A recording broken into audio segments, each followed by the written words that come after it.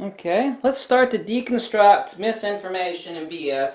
Quickly get into the video, the statements it makes, the claims, why they're absurd, why they're ludicrous.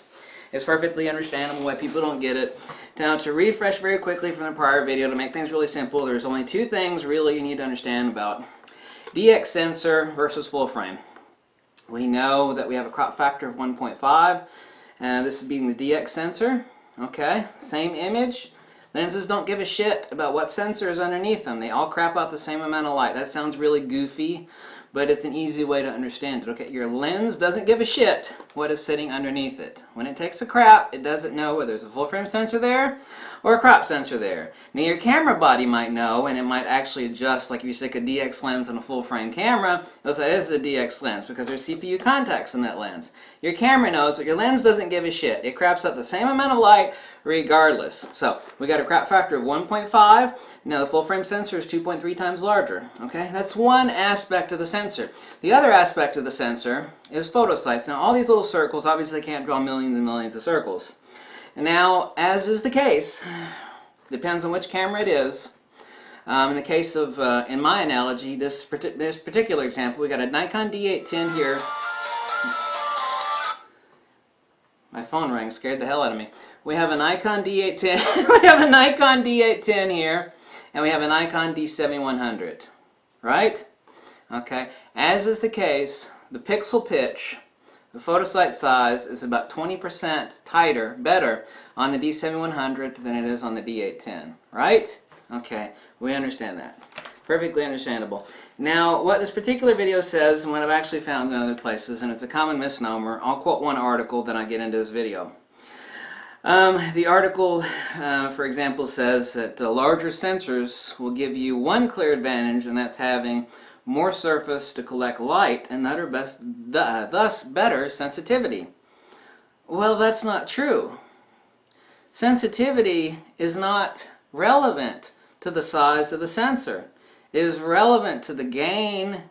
It is relevant to the micro lenses present right above the photosites.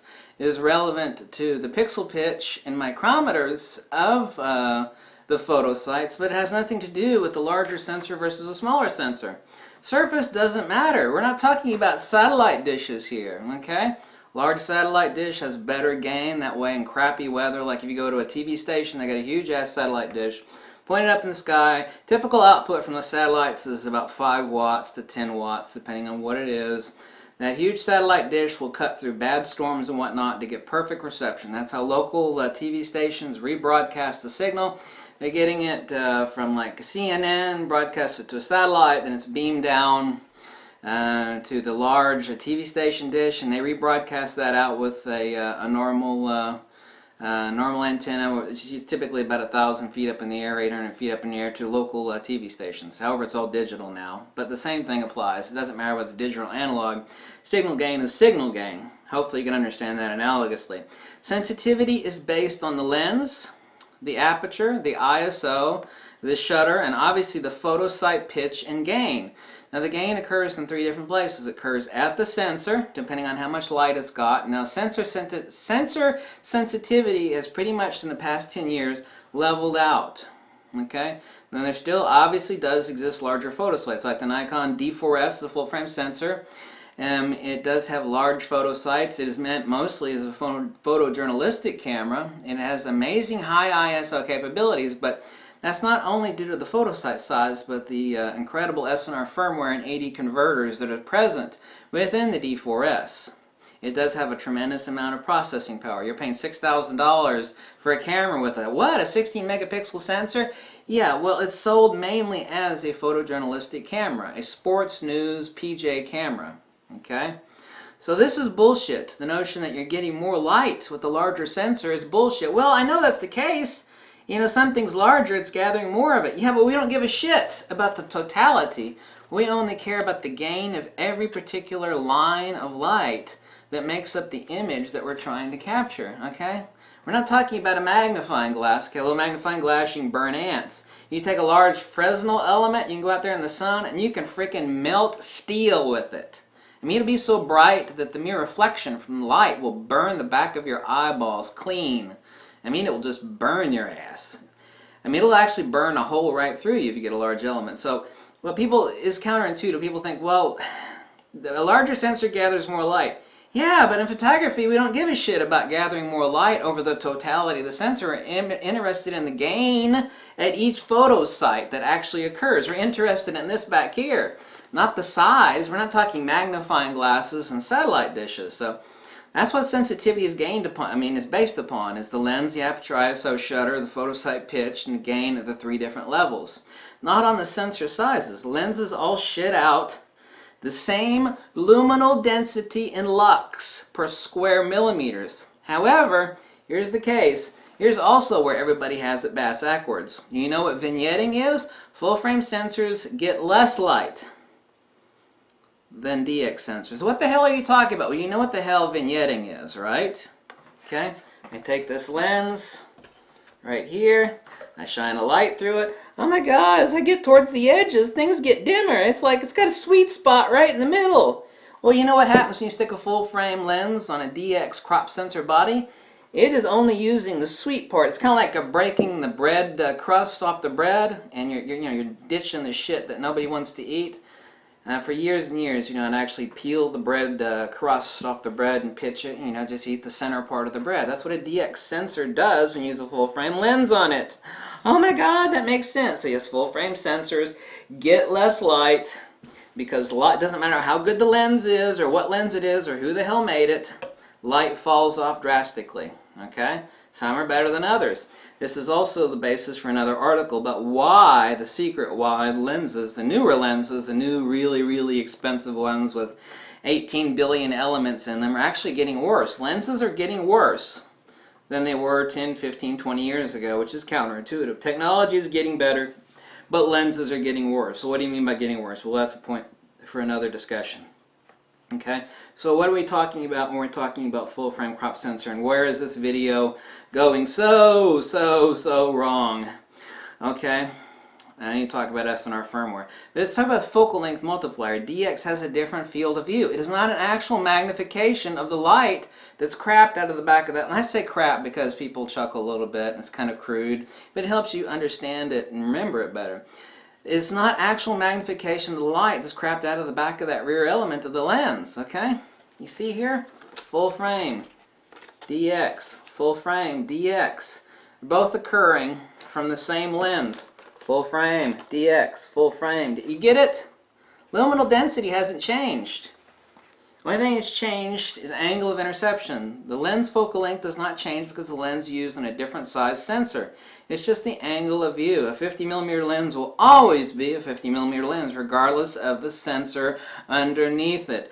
The only thing that's changed is the total angle of interception. Okay? Remember that a full frame sensor is 2.30744 times larger than a DX sensor. It's gathering more light. But per square millimeter, which is all we give a shit about in photography, per square millimeter, where all these little millions and millions and millions of dots of light occur, we don't give a shit that the full frame sensors. Let's repeat that. This is one thing I've never heard in any other photography channel or any other book. In photography, we don't give a shit that the full frame sensor is 2.3 times larger than the DX sensor. Why don't we give a shit? Because we're interested in countless millions of points of light. Okay?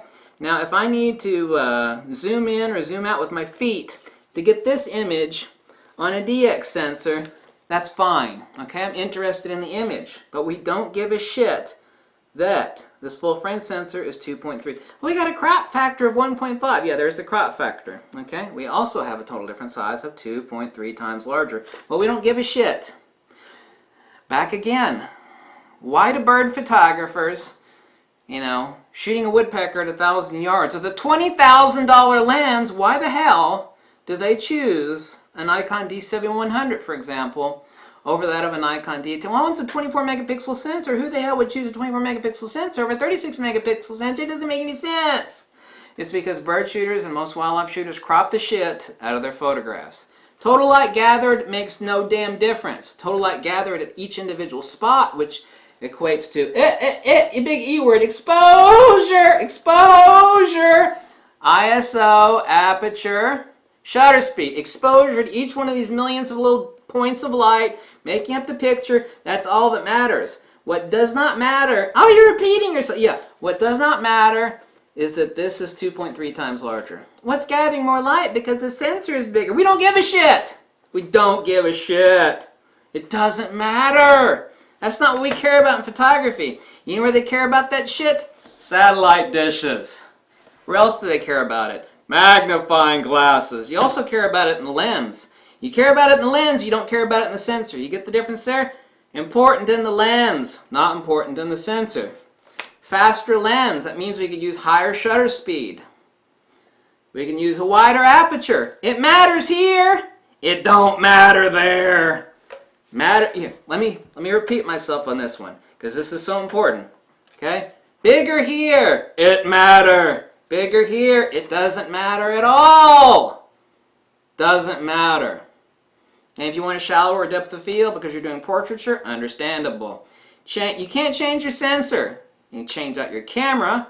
Okay? You get a smaller pixel pitch or a larger one, higher megapixel camera. That's due to the photosites and the gain at the sensor. Okay? Light matters here, not at the sensor. Bigger sensor, we don't give a shit that the totality of the sensor in totality is gathering more light, because we only care about the endless millions and millions of dots of light. Okay? That is like, it's so simple, and people just go, meow, meow, right over their heads. Why? Oh God, I have no idea. Now let's get into the video. It's like, oh, you talk too much. You should have been to the video before. Okay, this person on the husband and wife team states he's got a couple of videos on full frame. Now, this isn't an attack video. I'm not going to attack this person, even though it's misinformation and it's bunk. It's total twaddle. He says, full frame gathers more light. Well, this is exactly what I just went over. This doesn't matter, because per square millimeter, the light gathered is actually much higher in a DX due to pixel density. Okay, but the gain is a little bit less. But you know what? They figured a way around the worst gain at the side of the sensor, because we have 3 different places of gain. At the sensor, at the SNR firmware, and in post, because you're shooting in RAW. You ain't shooting JPEGs, I hope to God. Okay, so he's wrong on this. Photography doesn't take into consideration or give a shit about the total light gathered, only gain and pixel density. 3 different places where gain occurs. Okay, obviously you got the best gain at the sensor, then everything else becomes cheesecake. If you got shitty gain at the sensor, you know, you got a low light image and you forgot your flash, well then you're going to have to jack around with it, hopefully because you shot it in RAW. If you shot it in JPEG, you're screwed. You have to jack around with it with your RAW converter. Okay, total light has no bearing, just like a satellite dish. Okay, here it matters. That's why TV stations got big-ass satellite dishes parked in the backyard. They got to cut through bad weather. Okay? It's got better gain. It's the totality of a single signal transmission. Single! In photography, this shit doesn't matter, because we got millions and millions and millions of signals. And each one of those signals is a single ray of light making up the totality of the picture. Okay? Crop factor, 1.5, and the size, 2.3 times larger, doesn't matter for shit in photography. Doesn't matter. If you don't understand that, you're never going to understand anything. Oh my God, you make it so simple. I hope so. Let's go on to some other points in this video. Next, he says that ISO has bearing on noise between full frame and crop. But this is a total lie. So let's go on to the next video.